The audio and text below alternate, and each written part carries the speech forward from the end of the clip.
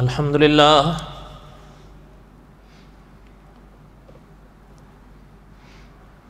الحمدللہ نحمده ونستعینه ونستغفره ونؤمن به ونتوکل علیہ ونعوذ باللہ من شرور انفسنا ومن سیئات اعمالنا من يهده الله فلا مضل له ومن يضلله فلا هادي له ونشهد أن لا إله إلا الله وحده لا شريك له ونشهد أن سيدنا وسندنا ومولانا محمدا عبده ورسوله أما بعد أعوذ بالله من الشيطان الرجيم بسم الله الرحمن الرحيم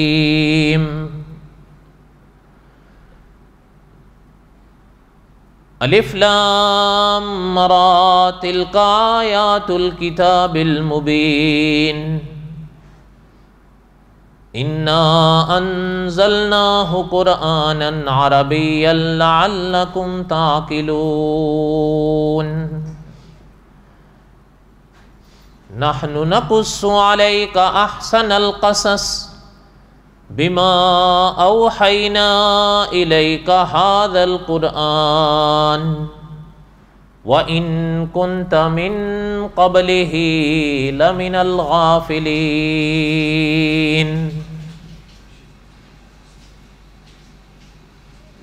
وقال الله تعالى في مقام آخر هو الذي أرسل رسوله بالهدى ودين الحق ليظهره على الدين كله وكفى بالله شهيدا محمد رسول الله والذين معه أشداء على الكفار رحماء بينهم وقال النبي صلى الله عليه وسلم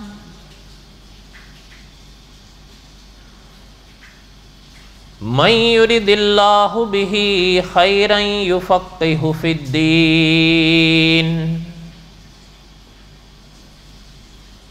وقال النبي صلى الله عليه وسلم عليكم بسنتي وسنة الخلفاء الراشدين المهديين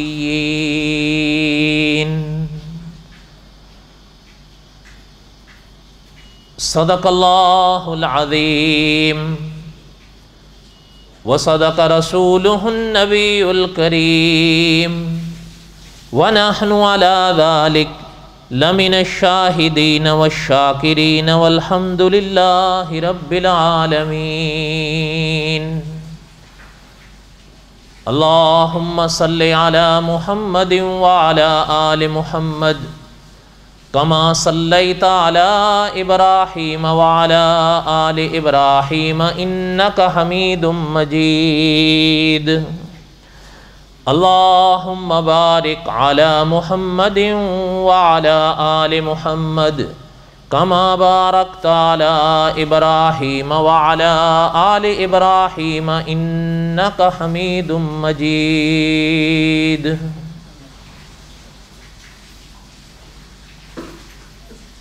ہمہ قسم کی حمد و ثنا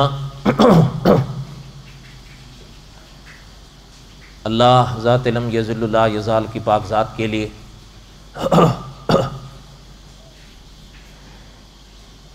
صدق دل سے لا تعداد مرتبہ درود و سلام امام الانبیاء حضرت محمد الرسول اللہ صلی اللہ علیہ وسلم کی پاک ذات کے لیے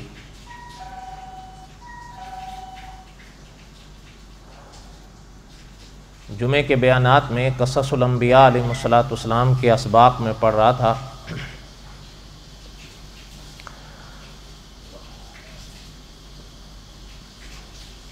گزشتہ جمعہ چونکہ اس مہینے کا آخری جمعہ تھا اور آخری جمعہ عقیدہ ختم نبوت پر میں کچھ باتیں دہراتا ہوں، اس لیے گزشتہ سے پیوستہ جمعہ جہاں سبق چھوڑا تھا وہاں سے آگے پڑھنا ہے انشاءاللہ۔ گزشتہ سے پیوستہ جمعہ میں یہ عرض کر رہا تھا کہ اللہ تعالیٰ نے حضرت موسیٰ علیہ السلام کے واقعات کو جو کلام پاک میں بیان فرمایا تو ارشاد فرمایا وَكَتَبْنَا لَهُ فِي الْأَلْوَاحِ، اللہ نے تختیاں لکھ کر حضرت موسیٰ علیہ السلام کو دی۔ اس حوالے سے کئی باتیں میں نے اس جمعے میں عرض کی، آج بھی اسی سلسلے کا اگلا سبق تھوڑا سا پڑھنا ہے، کیونکہ آج کل زوال دیر سے ڈھلتا ہے، اس لیے بہرحال چند منٹ ہی بات والی بات ہے، اور یہ اتنا وسیع موضوع ہے کہ میں کیا عرض کروں کہ اس کے لیے کتنا وقت چاہیے، اور وسیع ہونے کے ساتھ ساتھ مشکل بھی ہے، اور ایک اور بات بھی ہے کہ میرے لیے سمجھانا بھی مشکل ہے اور ممکن ہے کہ آپ کے لیے سمجھنا بھی مشکل ہے، اس لیے کہ معاف رکھا جائے مجھے کہ عموماً میں اور آپ آسان تقریروں کے عادی ہیں، مشکل تقاریر تو ہمیں بھاتی ہی نہیں ہے، 5 سے 7 منٹ سے زیادہ تو ہم نہیں سن پاتے، ہم تو اکتا جاتے ہیں۔ تقریر ایسی ہونی چاہیے کہ جو بڑی آسان ہو، بلکہ اگر اس میں سر لگی ہوئی ہو تو زیادہ بہتر ہوتا ہے، پھر اور آسانی سے سنی جا سکتی ہے۔ یہ الگ بات ہے کہ کچھ ایسی تقاریر نے، سب نے نہیں لیکن کچھ ایسی تقاریر نے ہمارے بیڑے غرق کر دی۔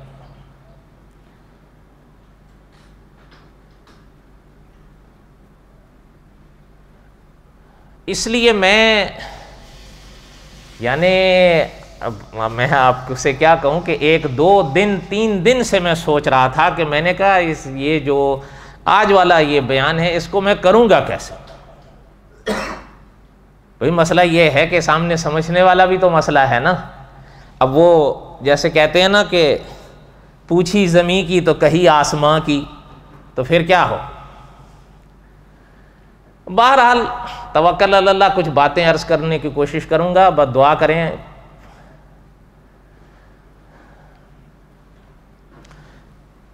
جہاں سبق چھوڑا تھا وہاں سے آگے بڑھتے ہیں۔ وَكَتَبْنَا لَهُ فِي الْأَلْوَاحِ، اللہ تعالیٰ نے حضرت موسیٰ علیہ السلام کو تختیاں لکھ کر دیں۔ علماء مفسرین نے لکھا ہے یہ تورات تھی، اور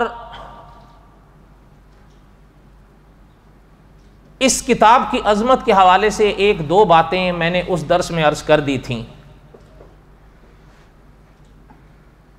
لیکن یہ بات ذہن میں رکھیں کہ حضرت موسیٰ علیہ السلام کو اللہ نے جو تورات بخشی اس پر ہمارا ایمان ہے، اور یہ ضروری ہے۔ قرآن پاک کا پہلا صفحہ تو عموماً سب کو یاد ہی ہوتا ہے، الذین یؤمنون بالغیب ویقیمون الصلاۃ ومما رزقناہم ینفقون۔ آگے کیا ہے؟ والذین یؤمنون بما انزل الیک وما انزل من، حضور سے پہلے پتہ چلتا ہے کہ جو حضور پر وحی آئی صلی اللہ علیہ وسلم، میں ایک گزارش کروں گا کہ اب دھیان میری طرف رکھیں، اگر دھیان نہیں رہے گا تو بات نہیں سمجھ میں آئے گی۔ حضور صلی اللہ علیہ وسلم پر جو وحی آئی، اس وحی کا نام کیا ہے؟ قرآن۔ میں اس وقت قرآن پاک کی بات کر رہا ہوں۔ حضور صلی اللہ علیہ وسلم سے پہلے جو وحیاں آئیں، یہ پاک آیت کیا فرما رہی ہے؟ والذین یؤمنون بما انزل الیک وما انزل من قبلک۔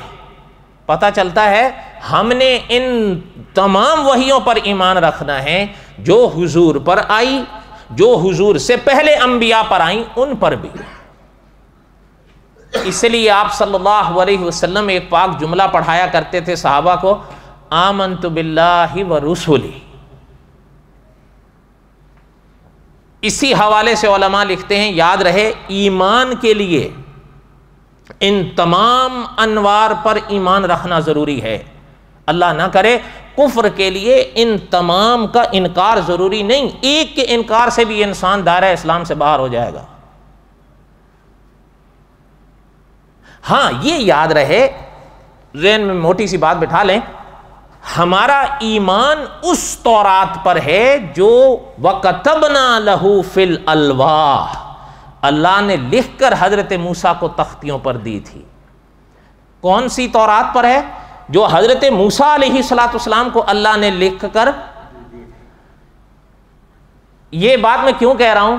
اس لیے کہہ رہا ہوں کہ آج بھی یہ مواقع آتے ہیں، بلکہ ہو سکتا ہے آپ مانیں نہ مانیں، یہ گزشتہ اتوار کی بات ہے، گزشتہ اتوار کی بات ہے، یعنی جمعے کو تو ہم نے تورات پر کچھ باتیں کی نا، تو اتوار کی بات ہے کہ ایک نوجوان آیا میرے پاس یہاں ظہر کے بعد، وہ مجھے بتا رہا تھا، کہتا ہے کہ ہم لوگ وہاں دو تھے کہ وہاں بیٹھے ہوئے تھے گارڈن میں، تو 3 پر 4 آ گئے بائبل لے کر، تورات کو مانتے ہو؟ آپ کا کیا خیال ہے وہ بیچارہ کیا جواب دے گا؟ تورات کو نہیں مانتا؟ وہ تو ظاہر ہے وہ کہے گا میں مانتا ہوں، وہ کیسے کہے گا میں نہیں مانتا؟ لیکن ایک بنیادی بات ذہن میں بٹھا لیں، یہ جب بھی کبھی پوچھے نا، دیکھیں میں نے اس گزشتہ سے پوستہ جمعہ بھی عرض کیا تھا، الجھنے کی ضرورت نہیں ہے۔ اگر وہ علم کی بات کرتے ہیں، علم کا مقابلہ علم سے ہوتا ہے، ان کی علمی بات کا علمی انداز سے جواب دیں، لڑنے جھگڑنے کی بات نہیں، لڑے وہ جو جاہل ہو، لڑنے کا کیا سوال ہے؟ وہ جب آپ سے یہ کہیں، یہ آپ ہوں یا اسٹوڈنٹ ہوں یا طلبہ ہوں، یہ بات موٹی سی ذہن میں بٹھا لیں، اگر کبھی وہ آئیں اور اس طرح آ کر کہیں تورات کو مانتے ہو، تو فوراً مت کہہ دیا کرو ہاں مانتے ہیں۔ یہ حقیقت اپنی جگہ قائم ہے کہ ہم تورات کو مانتے، یہ ذہن میں رہے۔ وہ جب آپ کے پاس لے کر آ جائیں نا کتابیں اور کہیں تورات کو مانتے ہو، فوراً نہ کہہ دیا کرو ہاں مانتے ہیں، ان سے پہلے پوچھا کرو کون سی تورات کو۔ یہ بات یاد رہے گی، بس 2 جملے ہیں، کون سی تورات کو۔ یہ مشکل تو نہیں ہے نا۔ دیکھیں اس کی مثال ایک سمجھیں، میں نے ابھی عرض کیا ہمارا اس تورات پر ایمان ہے جو اللہ نے لکھ کر وَكَتَبْنَا لَهُ فِي الْأَلْوَاحِ تختیوں کی صورت میں حضرت موسیٰ کو دی تھی۔ یہ نہیں کہ کوئی شخص چند اوراق کو اکٹھا کرے اور اس کا نام تورات رکھ دے اور لے آئے اور کہے تورات کو مانتے ہو، ہم کہیں ہاں مانتے ہو، کہیں یہ لو۔ اس لیے اس کو راستہ دینے سے پہلے اس سے پوچھو کون سی تورات کو۔ اگر وہ کہے یہ تورات، تو کہو یہ وہ تورات ہے کہاں؟ ہم تو نہیں مانتے کہ یہ وہ تورات ہے جو حضرت موسیٰ علیہ السلام کو اللہ نے لکھ کر دیے، وہ تو ہاتھ میں اٹھایا ہوا ہے۔ اور اس کی بڑی واضح مثال ہے کہ ایک شخص لکھے لکھائے چند اوراق کو اکٹھا کرے اور اکٹھا کر کے لے آئے اور کہے کہ جی تورات ہے، اس کے کہنے سے تو ہم نہیں مان لیں گے کہ وہ تورات ہے۔ صحیح بات ہے یا غلط بات ہے؟ اچھا اب میں آپ سے پوچھتا ہوں، ہمارا ایمان یہ شخص جو اوراق اٹھا کے تورات نام رکھا ہوا ہے اس پر ہے یا اس تورات پر ہے جو حضرت موسیٰ کو ملی تھی؟ جو حضرت موسیٰ کو ملی تھی علیہ السلام، اور وہ ہے کہاں؟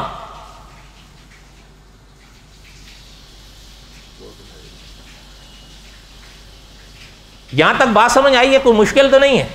بولیں۔ اب اگلی بات سنیں، یہ بالکل ایسی بات ہے، اگر برا نہ مانے تو ایک بات کہوں، مناظر اسلام مولانا محمد امین اکاڑوی رحمۃ اللہ علیہ کا ایک دفعہ ایک پادری صاحب سے مناظرہ تھا. وہ مولانا محمد امین اکاڑوی صاحب رحمۃ اللہ علیہ سے کہنے لگا آپ انجیل کو ماننے کا دعویٰ کرتے ہو تو ہم نے انجیل ہاتھ میں اٹھائی ہوئی ہے، آپ کیوں نہیں مانتے ہو؟ بات سمجھ آ رہی ہے کہ نہیں آ رہی ہے؟ اب یہ بالکل اسی طرح سوال ہو سکتا ہے نا کہ کوئی شخص اللہ نہ کرے آپ سے یا ہم سے کہے کہ تورات کو ماننے کا دعویٰ کرتے ہو اور ہم نے تورات ہاتھ میں اٹھائی ہوئی ہے تو کیوں نہیں مانتے ہو؟ چونکہ پادری صاحب سے بحث ہو رہی تھی انجیل پر، مولانا محمد امین اکاڑوی رحمۃ اللہ علیہ نے فرمایا کہ پادری صاحب آپ کا نام عنایت مسیح ہے. اس کا نام عنایت مسیح تھا. مولانا محمد امین اکاڑوی صاحب رحمۃ اللہ علیہ نے فرمایا کہ پادری صاحب آپ کا نام عنایت مسیح ہے تو برا نہیں ماننا. ایک بات کہوں کہ جی کہیں کہ آپ کے گھر میں جو آپ کی عزت بیٹھی ہے آپ کا نام بھی عنایت مسیح ہے اور یہ جو ادھر بیٹھا ہوا یہ بھی عنایت مسیح ہے، تو یہ اٹھ کے آپ کے گھر چلا جائے کہے میں عنایت مسیح ہوں تو کیا کہے گی؟ آ جاؤ. نہیں سمجھے بات؟ اسی لیے میں نے پہلے کہا تھا معذرت کے ساتھ، کیونکہ بعض کی طبیعت پہ بوجھ گزرتا ہے نا.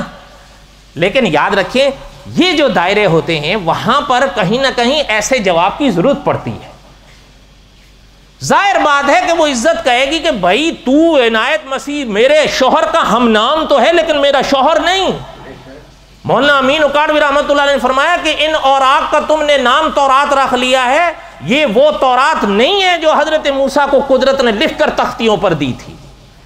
جس طرح عنایت مسیح نام رکھنے سے تو کوئی اور تیری جگہ نہیں لے سکتا، تو چند اوراق کو اکٹھا کر کے اس کا نام تورات رکھنے سے بھی اصل تورات کے وہ اوراق جگہ. یہاں تک بات سمجھ آئی ہے؟ کوئی مشکل تو نہیں ہے؟ اللہ کرے سمجھ میں آئے، ورنہ مجھے پسینے چھوٹ رہے ہیں، مذاق نہیں کر رہا ہوں. ویسے بھی کہتے ہیں بڑی مشکل تقریر کرتا ہے، اوپر سے گزر جاتی ہے، پتہ نہیں اوپر سے گزرے یا جو بھی ہو، بہرحال اپنا تو یہی حال ہے. یہاں تک بات سمجھ میں آئی ہے؟ اس لیے یہ دو باتیں صرف ذہن میں رکھ لینا. ان کو فوراً مت کہہ دیا کرو کہ ہاں ہم مانتے ہیں، اسے پوچھا کرو کون سی تورات کو. یہ دو باتیں تو اب یاد رہیں گی نا، یہ تو مشکل نہیں. اب اگلی بات سنیں، یہ تورات وہ تورات نہیں جو حضرت موسیٰ کو لکھ کر دی گئی تھی. اس کی ایک بڑی موٹی دلیل جو علماء اسلام کے پاس ہے ان کے حوالے سے، وہ میں نے گزشتہ سے پیوستہ درس میں عرض کر دی تھی، وہ آپ کو یاد ہوگی. جو انہوں نے اوراق اٹھا رکھے ہیں نا، آپ کو یاد ہوگا میں نے بتایا تھا 5 کتابوں کو یہ تورات کہتے ہیں. کتنی کو؟ 5 کو. اچھا وہ جو 5ویں ہیں اس کی عبارت میں نے یہاں پڑھ کر سنائی تھی، وہ الماری میں پڑھی ہے، وہ میں نے پڑھ کر سنائی تھی کہ اس میں حضرت موسیٰ کی وفات کا بھی ذکر ہے اور 120 سال محترم کی عمر کا بھی ذکر ہے، حضرت کے دفنانے کا بھی ذکر ہے، حضرت کی قبر کا بھی ذکر ہے، اور پھر اس کے بعد حضرت پر ماتم کا بھی ذکر ہے، اور پھر حضرت کی قبر کے گم ہو جانے کا بھی ذکر ہے کہ پتہ ہی نہیں ہے آپ کسی کو کہ وہ کہاں ہے. یہ ہم نے لکھا ہے یا انہوں نے لکھا ہے جس کو وہ تورات کہتے ہیں؟ اچھا تو یہ تو عقل سلیم کی بڑی واضح بات ہے نا کہ اگر وہ حضرت موسیٰ والی تورات ہے تو اس میں محترم کی موت کا بھی ذکر ہے اور محترم کی قبر کا بھی ذکر ہے. یہ کیسے ہو سکتا ہے؟ یہ تو واضح بات ہے کہ پتہ چل رہا ہے کہ کوئی دوسرا ہاتھ چل رہا ہے جو محترم کی بھی صدیوں بعد آیا، جب کسی کو حضرت موسیٰ کی قبر کا بھی پتہ نہیں ہے. اسی موقع پر استاذ العلم علامہ خالد محمود صاحب رحمۃ اللہ علیہ نے لکھا ہے، یہ بات ذہن میں رکھو، قرآن پاک میں آمنہ کے لال صلی اللہ علیہ وسلم کے اس دنیا سے پردہ فرمانے کی پیش گوئی تو ہو سکتی ہے، خبر نہیں ہے. 2 لفظ ہیں نا، ایک ہے خبر، ایک ہے پیش گوئی. ان دونوں میں کا فرق پتہ ہے آپ کو یا بتاؤں؟ پیش گوئی جو آئندہ ہے، اگر میرے ساتھ کہہ دیں پیش گوئی جو اور خبر جو ہو گئی، خبر جو یہ موٹا سا واضح فرق ذہن میں بٹھا لیں. پیش گوئی جو آئندہ ہوگی، خبر جو ہو گئی. علامہ خالد محمود صاحب رحمۃ اللہ علیہ نے لکھا ہے کہ قرآن پاک میں آمنہ کے لال صلی اللہ علیہ وسلم کے اس دنیا سے پردہ فرمانے کی پیش گوئی ہو سکتی ہے، خبر نہیں ہے. خبر کیسے حضور کی وفات کی ہو سکتی ہے جبکہ قرآن حضور کی زندگی میں پورا ہوا ہے؟ صحیح بات ہے یا نہیں؟ احادیث طیبہ میں کیسے ہو سکتی ہیں جبکہ احادیث خود حضور کے فرامین ہیں؟ یہ علامہ خالد محمود صاحب رحمۃ اللہ علیہ نے اسی موقع پر لکھا ہے. حضرت موسیٰ والی جو بات انہوں نے لکھی ہے کہ تورات حضرت موسیٰ کی ہے، تو حضرت نے لکھا ہے کہ یہ کیسے ہو سکتا ہے کہ حضرت موسیٰ کی لکھی ہوئی تورات ہو اور اسی میں حضرت موسیٰ کی وفات کا بھی ذکر، حضرت کی قبر کا بھی ذکر اور پھر حضرت کی قبر کے گم ہو جانے کا بھی ذکر ہے. یہ تو واضح پتہ چل رہا ہے کہ یہ کوئی اور ہاتھ. صحیح بات ہے یا نہیں؟ اچھا ایک اور بات سنیں موٹی سی.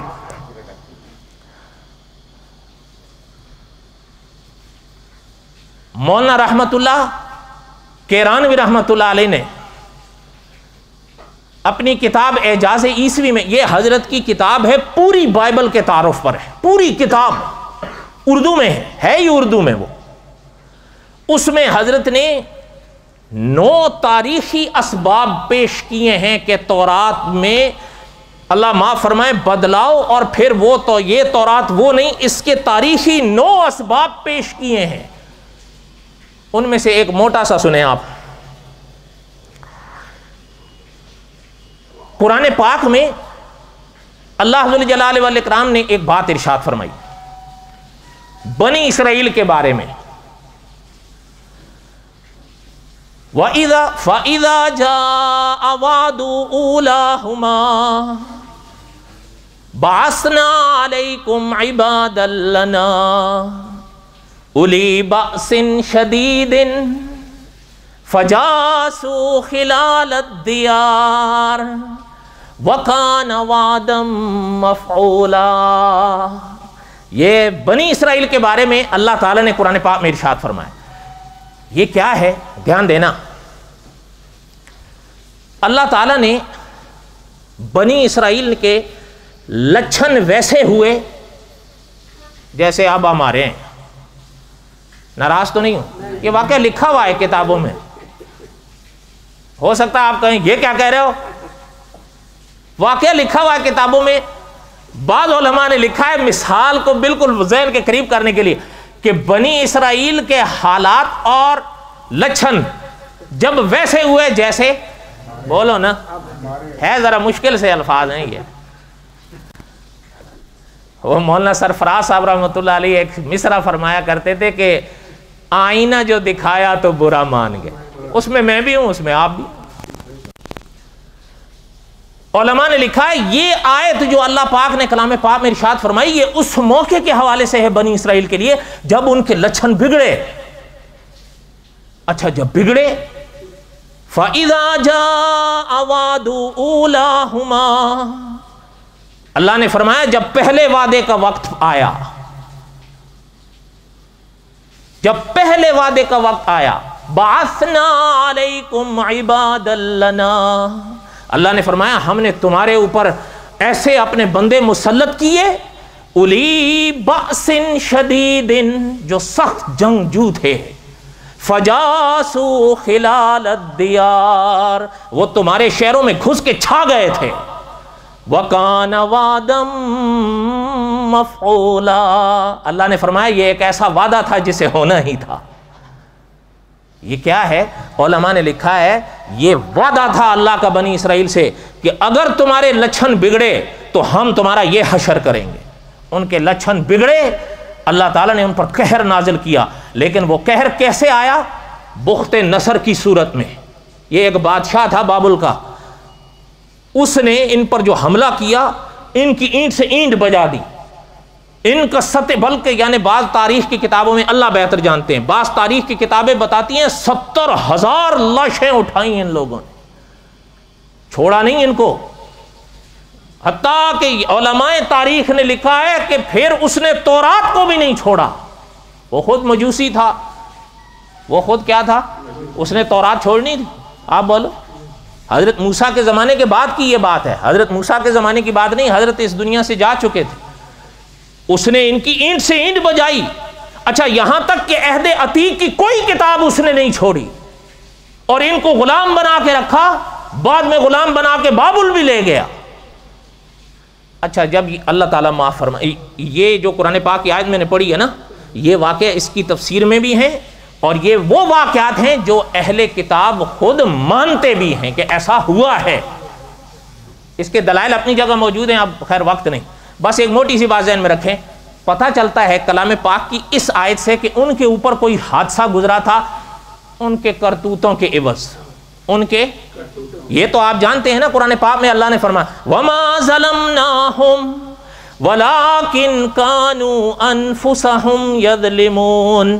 اللہ نے فرمایا ہم ظالم نہیں ہیں، جو کچھ کرتے ہو تم خود کرتے ہو.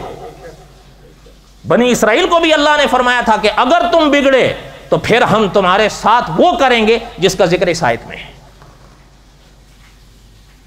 یعنی انہوں نے یہ، اچھا علماء نے لکھا ہے، اب یہاں پر ذرا غور کریں آپ، مولانا رحمت اللہ کرانی رحمت اللہ علیہ نے بڑی عجیب دعوت فکر دی ہے کہ تاریخی لحاظ سے تورات کے بدلاؤ کا یہ امکان اور تاریخی ثبوت دیکھیں آپ. بخت نصر یا دوسرے بادشاہ نے جب تورات کو جلا تک ڈالا، اللہ معاف فرمائے، یہ بھی کتابوں میں ملتا ہے، کتاب جلا تک ڈالا، دوسری کتابیں جو ان کو بھی جلا ڈالا انہوں نے، ایک کتاب نہیں چھوڑی. اچھا یہ بھی ذہن میں رکھیں، حضور کی امت کو قرآن یاد ہے نا صلی اللہ علیہ وسلم، حضور کی امت کو قرآن یاد ہے نا، یہ یاد رکھیں تفسیر مکی میں چھپا ہے اور یہ واقعہ علماء کی شان ہے. علماء نے تحقیق سے پیش کیا ہے یہ حضور کی امت کی شان ہے کہ حضور کے صدقے میں اللہ نے ان کو دی ہے کہ قرآن حضور کی امت کو یاد ہے، تورات امت کو نہیں انبیاء کو یاد تھی. یہ بات یاد رہے گی. بلکہ بعض علماء نے تو یہاں تک بھی تاریخ کے حوالے سے لکھا ہے کہ صرف 4 کو یاد تھی، واللہ عالم. لیکن تفسیر مکی میں یہ آیا ہے کہ انبیاء کو یاد تھی، امتوں کو یاد نہیں تھی. اچھا جب امتوں کو یاد نہیں تھی اور یہ حادثہ بقول تمہارے بھی ہوا اور بخت نصر نے کچھ بھی نہیں چھوڑا، تو پھر تورات کیسے بچ گئی؟ سوال نہیں پیدا ہوتا؟ اس کے ساتھ دیکھیں آپ، اس کے ساتھ دیکھیں، حضور پر قرآن آیا صلی اللہ علیہ وسلم، قرآن حضور پر پورا ہوا یا نہیں؟ اچھا میں نے ابھی یہ جو حمد و ثنا کے وقت جو آیت پڑھی ہے یہ مجھ سے بہتر آپ کو یاد ہوگی، عموماً لوگوں کو یاد ہے. هو الذی ارسل رسولہ بالہدی ودین الحق لیظہرہ علی الدین وکفی باللہ. یہ چیز ذہن میں رکھیں، اس میں غلبے کا ذکر ہے، اس پاک آیت میں غلبے کا ذکر ہے. علماء نے لکھا ہے غلبہ 3 طرح کا ہے. ایک غلبہ حضور کے زمانے میں حاصل ہو گیا تھا، وہ تھا دلائل کا غلبہ. حضور کے مناظرے ہوئے، حضور کے مباہلے ہوئے، حضور کے جہاد ہوئے، نہ مشرکین حضور کے سامنے ٹھہر سکے اور نہ ہی اہل کتاب. دلائل کے لحاظ سے اسلام دنیا پر روشن حضور کی زندگی میں ہو گیا تھا. دوسرا غلبہ ہے سلطنت کا. اس زمانے میں علماء نے لکھا ہے کہ 2 بڑی سلطنتیں تھیں. جیسے اب تو نہ صحیح، لیکن جب ہم چھوٹے چھوٹے تھے تو ایک پر بھی 2 حکومتیں راج کرتی تھیں. باقی میرے جیسے آپ جیسے چھوٹے موٹے کوئی ادھر تھے کوئی. سچ ہے یا نہیں؟ علماء نے لکھا اس زمانے میں قیصر اور کسریٰ کا دور تھا. یہ بڑی طاقتیں تھیں، باقی چھوٹے چھوٹے تھے جو کوئی ادھر اور کوئی ادھر. حضور صلی اللہ علیہ وسلم کی حیات میں یہ سلطنتیں بدستور قائم رہیں، کیونکہ ابھی وہ موقع نہیں آیا تھا. البتہ جب سلطنت ان 2 کی سلطنت سے مقابلے کا موقع آیا خلفائے راشدین کے دور میں، اور یاد رکھیں خلفاء کا غلبہ حضور ہی کا غلبہ ہے. صحیح بات ہے یا نہیں؟ ابھی میں نے حدیث پڑھی علیکم بسنتی و سنت بولو تو صحیح، خلفاء کی سنت حضور کی ہے یا نہیں؟ خلفاء حضور جو فرما رہے ہیں علیکم بسنتی و سنت الخلفاء الراشدین، صحابہ کی سنت حضور کی سنت ہے. تو صحابہ کا غلبہ حضور ہی کا غلبہ تھا. اس لیے یہ جو سلطنتیں حضور کے زمانے میں بدستور قائم رہیں، صحابہ کے دور میں یہ دونوں ختم ہوئیں۔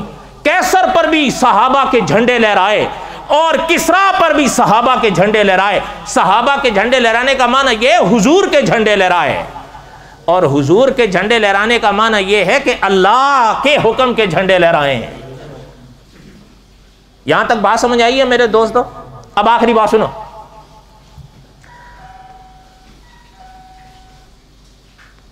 میں نے پہلے کہا مجھے بڑا پسینہ آ رہا ہے، میں سمجھاؤں کیسے۔ حضور صلی اللہ علیہ وسلم کے زمانے میں دلائل سے غلبہ ہوا، لیکن یہ دونوں سلطنتیں بدستور قائم رہیں، ٹھیک ہے؟ یہ ٹوٹی ہیں صحابہ کے دور میں۔ اب دیکھیں کہ حضور کا نام صحابہ کے دور میں کیسے پوری دنیا پر پھیلا ہے۔ ذرا توجہ دیں، جغرافیہ ہوتا ہے نا، جغرافیہ کے ماہرین نے لکھا ہے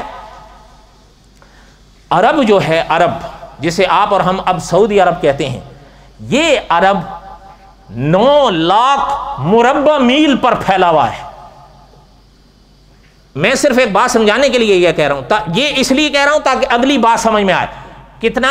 9 لاکھ۔ آپ کون سے دیش کے ہیں؟ اس کا رقبہ کتنا ہے؟ بس 3 لاکھ۔ ہاں دیکھا، لالا کو پتا ہے، باقی آپ میرے لیے میری طرح خالی دیش واسی ہو بس۔ اچھا اب یہ دیکھیں، یہ ہو گیا 3 لاکھ، عرب کتنا ہے؟ 9 لاکھ۔